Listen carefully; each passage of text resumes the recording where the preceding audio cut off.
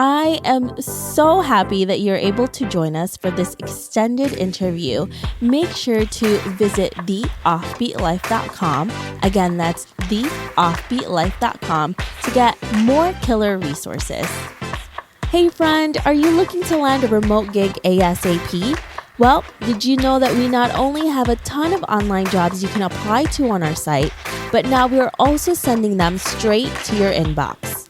I'm happy to announce that we will be sending our email subscribers legit online jobs every Wednesday. We have done hours of research, so you don't have to. If you want to be the first one to hear about the remote gigs we find, go to theoffbeatlife.com to subscribe.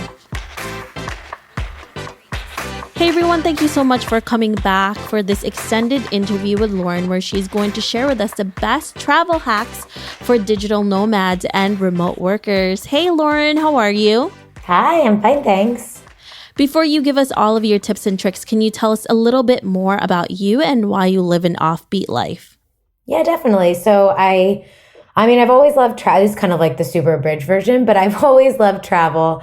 And, I'd always had that goal to have a location independent lifestyle. And when my company announced it was closing earlier this year, I kind of took that opportunity to just kind of do a slow transition to like a digital nomad lifestyle, in that I was working with the company for like another 6 months. And then, in that time, the client I had been working with asked me to continue contracting with them. So, I started off working for a company. Now I'm self-employed, but still maintaining that location independence, which has been really amazing. And this is such a great way for me to work. I'm more productive. I'm happier. And yeah, it's really, really worked out for me well. So one of the main reasons why a lot of people want to be a digital nomad is because they want to travel more. But traveling can also be really expensive. Can you give us some of your best travel hacks when you are actually working and living on the road? Yeah, definitely. So one of my favorite things is using Google Flights to find inexpensive, affordable flights. You can search by a number of different things. Like say you want to go to Lisbon, but you're flexible on dates. You can type in Lisbon and kind of toggle to find the cheapest dates on the calendar, which is really nice. Or kind of looking at it from a different angle, if you know your dates that you want to go somewhere, but you just want to go, somewhere affordable, find a cheap plane ticket, you can also search that way and leave the destination open and just basically kind of drag around a map of the world to kind of see where the most affordable options are. You can also go even deeper and toggle by nonstop flights. If you, can only go away for a quick weekend or something and you want to maximize your time in a destination, searching by nonstop flights is really helpful. You can search by airline alliance, price, all different sorts of toggles you can play around with. So this has been a really, really helpful thing to me. I'd also say signing up for flight deal email threads is really nice. There's a couple ones like Scott's Cheap Flights or Pomelo that are, and the flight deal that are really nice to just kind of stay in the loop with where kind of the deals are. And I've used those. I've gotten emails before and, jumped on stuff, and that can be really helpful as well. And that kind of takes some of the guesswork out of, off your plate and just let someone else send the deals your way. And then another thing I love is, you playing the credit card point game. Anytime I hear of somebody not using a travel rewards credit card, my heart sinks for them, because I get so many free flights this way. The Chase ones are my main cards. I use the Chase Sapphire Reserve, the Chase Freedom Unlimited, and the Chase Holding Business Preferred cards. This year alone, just using my regular spending, I've made $3,000 that I could put towards flights. And for somebody who generally chooses to go to, destinations based on where I can get a cheap flight, I've been able to use that amount of money to do a lot of traveling.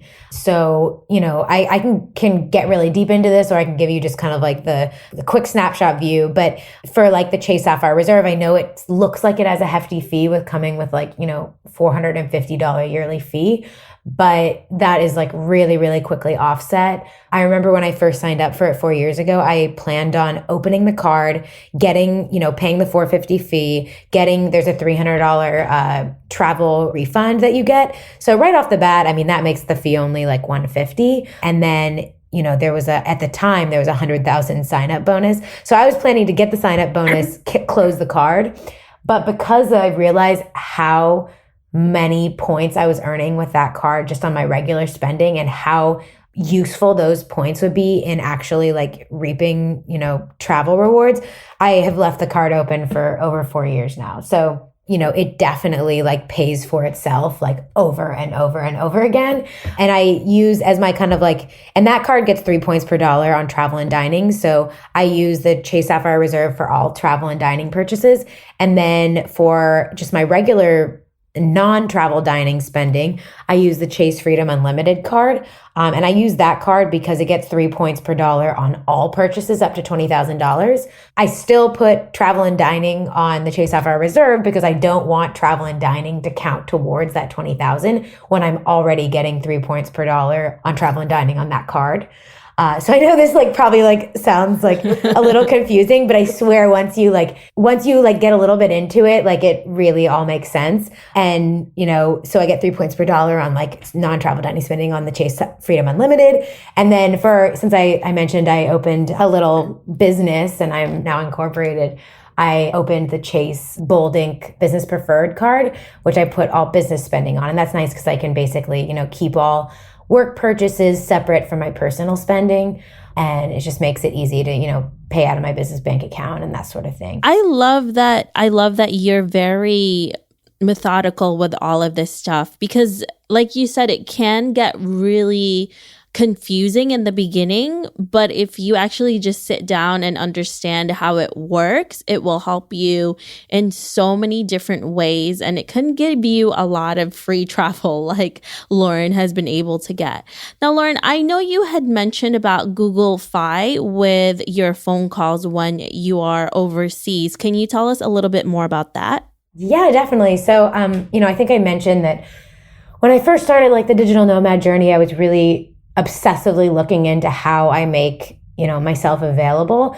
And I, did a lot of research on Google Fi and it seemed interesting. And I decided to set that up. I set it up on an Android device. And the reason I did this versus iPhone, which is my normal like US phone, is because with an Android device, you can activate Google Fi phone plan on an eSIM and then insert a local SIM card when you get to your destination. And this is especially helpful if you're in a destination with like really cheap data where the rates would be even cheaper than, using the Google Fi plan. And you can basically toggle between the two. So, if one isn't working that well, you can switch to the other. Or, if you just want to save money because the local SIM card was cheaper, had cheaper data, like that sort of thing. But just knowing that I had both, I had two options in addition to, Wi-Fi wherever I was. So I guess it's kind of three options for ways to, be connected and answer emails and, be there for my clients was really, really amazing. And I mean, Google Fi is cool because it is the rate is the same for data and text internationally as it is domestically. And you do have to pay for calls. It's like 20 cents per minute, which is still way cheaper than like AT&T or any of those. Or, you can always use Skype if you want like the super, super cheap rates. But it's nice to know that if somebody calls you, you can pick it up and, it's only 20 cents per minute. If you need to call them back from Skype, because it's going to be a long call, you can always do that. Yeah, so Google Fi has been like, and like, I wasn't sure if the service was going to be that great, but honestly, like everywhere I went, it was great. And I was in some random places like Vietnam and Malaysia and Sri Lanka, and it worked really well in like all those places. So I'm feeling pretty confident that most places you go, it's probably going to have pretty good service. And, the customer service was great too. I had to reach out to them with a few questions and they were really helpful. So far, like I've had a really good experience, and I know a couple other digital nomads have also switched to it, and seems like it's working really well for them too. So I think that's a really good option of phone plan to look at. Whether you're a digital nomad or you just love to travel, it's definitely worth looking into, especially if you've already racked up really big bills traveling internationally with your current phone plan like I have, which is no fun. Well, thank you so much, Lauren, for giving us all of these different tips and tricks. If our listeners want to know more about you, where can they find you? They can find me on Instagram at the Out of Office Gal or on my blog at outofofficegal.com. Perfect. Thank you so much, Lauren. We really appreciate all of the knowledge that you gave us. Thanks, Debbie. I hope you enjoyed this extended interview with Lauren. Make sure to visit theoffbeatlife.com. Again, that's theoffbeatlife.com to get the full interview where she shares how to save smartly to budget for long-term travel. Hey listeners, have you ever thought about starting your own podcast? Lucky for you, I have created a new site that will help you learn how to launch, grow, and monetize your own show.